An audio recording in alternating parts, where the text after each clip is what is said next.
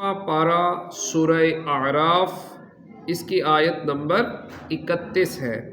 اللہ رب العزت کا فرمان ہے، یا بنی آدم، اے آدم کی اولاد، خذوا زینتکم عند کل مسجد، اپنی زینت لو جب مسجد میں جاؤ، وَكُلُوا وَاشْرَبُوا وَلَا تُسْرِفُوا، اور کھاؤ اور پیو اور حد سے نہ بڑھو، إِنَّهُ لَا يُحِبُّ الْمُسْرِفِينَ، بے شک حد سے بڑھنے والے اسے پسند نہیں۔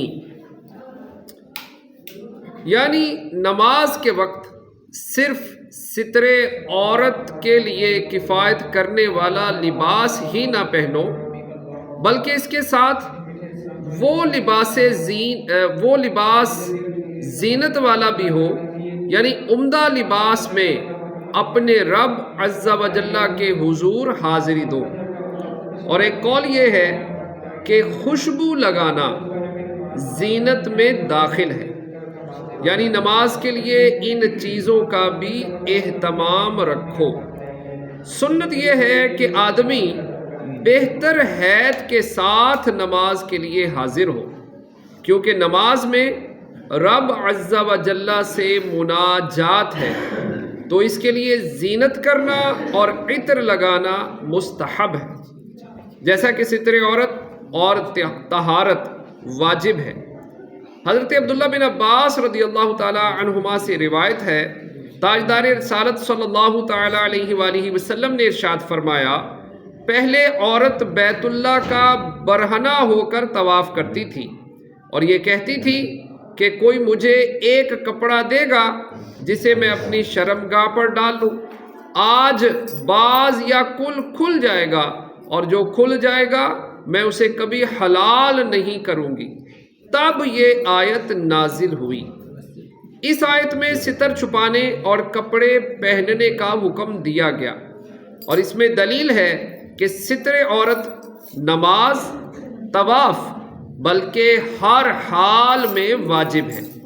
اور یہ بھی معلوم ہوا کہ نماز جہاں تک ہو سکے اچھے لباس میں پڑھے اور مسجد میں اچھی حالت میں آئے، بدبودار کپڑے، بدبودار منہ لے کر مسجد میں نہ آئے، ایسے ہی ننگا مسجد میں داخل نہ ہو۔ حضرت ابو سعید خدری رضی اللہ تعالیٰ عنہ سے روایت ہے، رسول اکرم صلی اللہ تعالی علیہ وآلہ وسلم نے ارشاد فرمایا، جو مسجد سے اذیت کی چیز نکالے اللہ تعالیٰ اس کے لیے جنت میں ایک گھر بنائے گا۔ حضرت واصلہ بن اسقع رضی اللہ تعالیٰ عنہ سے روایت ہے، تاجدار رسالت صلی اللہ تعالی علیہ وآلہ وسلم نے ارشاد فرمایا، مساجد کو بچوں اور پاگلوں، خرید و فروخت اور جھگڑے، آواز بلند کرنے، حدود قائم کرنے اور تلوار کھینچنے سے بچاؤ۔ حضرت ابو ہریرہ رضی اللہ تعالیٰ عنہ سے روایت ہے، رسول اللہ صلی اللہ تعالی علیہ وآلہ وسلم نے ارشاد فرمایا، جو کسی کو مسجد میں با آواز بلند گم شدہ چیز ڈھونڈتے سنے تو کہے، اللہ عز و جل وہ گم شدہ شے تجھے نہ ملائے، کیونکہ مسجدیں اس کام کے لیے نہیں بنائی گئیں۔ امام اعظم ابو حنیفہ حضرت نعمان بن ثابت رضی اللہ تعالیٰ عنہ نماز تہجد کے لیے بیش قیمت قمیص، پاجامہ، عمامہ اور چادر پہنتے تھے، جس کی قیمت 1500 درہم تھی۔ آپ رضی اللہ تعالیٰ عنہ ہر رات تہجد ایسے لباس میں پڑھتے تھے اور فرماتے تھے، کہ جب ہم لوگوں سے اچھے لباس میں ملتے ہیں تو اللہ تعالیٰ سے اعلیٰ لباس میں ملاقات کیوں نہ کریں؟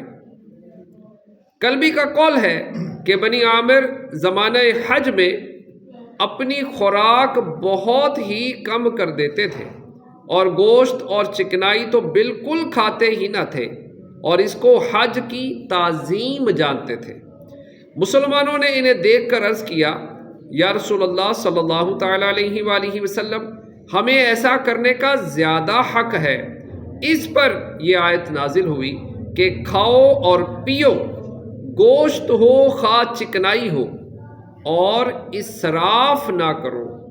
وہ یعنی اسراف یہ ہے کہ سیر ہو چکنے کے بعد بھی کھاتے رہو، یا حرام کی پرواہ نہ کرو، اور یہ بھی اسراف ہے کہ جو چیز اللہ تعالیٰ نے حرام نہیں کی اس کو حرام کر لو۔